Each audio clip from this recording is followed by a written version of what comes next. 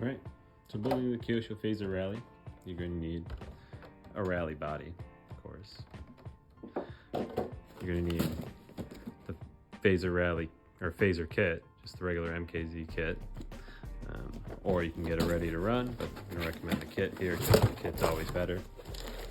Then electronics, motor combo, good servo, receiver. You're going to need a pinion.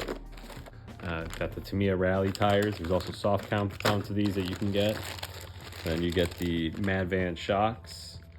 These are the shocks that come in the kit. I was looking at them last night. You can see the size difference between the two. You want the Mad Van shocks, not the kit shocks for this. Fazer Mad Van shock towers, shock stay set, and then the rear body mount set.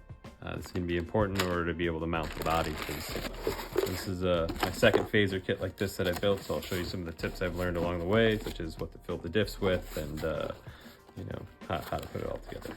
All right.